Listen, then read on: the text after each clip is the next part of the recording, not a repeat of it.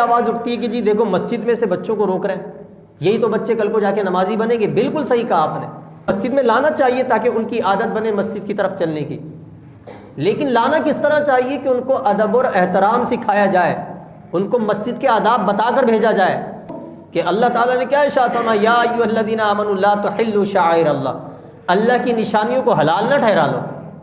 یہ تمہارے لیے جائز نہیں ہوگی کہ جو اللہ تبارک و تعالیٰ کی نشانی ہے ان کی تم بے حرمتی کرتے رہو، جیسے چاہے جو چاہے معاملات کرتے ہو، نہیں، ان کو حلال نہ ٹھہرا لو۔ تو جس طرح اللہ کی دیگر بہت ساری نشانیاں ہیں، اسی طرح مسجد بھی ایک اللہ کی نشانی ہے، اس کے ادب و احترام کا ہمیں بھی خیال رکھنا چاہیے۔ ہمارے یہاں بہت سارے نوجوان بچے ہوتے ہیں، ان کو سمجھانے والا بھی کوئی نہیں ہوتا، ہمیں چاہیے سمجھائیں۔ ہم یہ سوچ کر چھوڑ دیتے ہیں چھوڑو یار بچے خود ہی سمجھ جائیں گے، یہ خود ہی کرتے رہیں گے، ہمارا کیا جاتا ہے۔ سمجھائیں، بتائیں، آپ کا کام ہے پہنچانا، منوانا آپ کا کام نہیں ہے، پہنچائے تو صحیح۔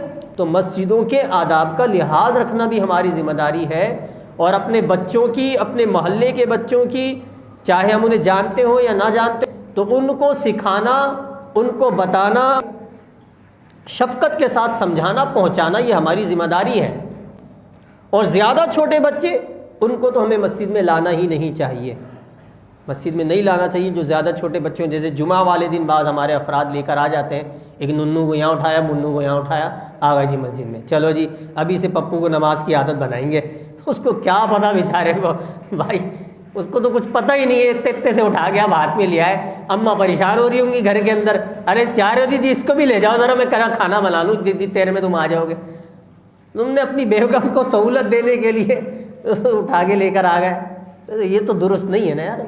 آپ کی بھی نماز خراب ہوگی، اگر خراب نہیں بھی کرتے تو پھر بھی درست نہیں ہے۔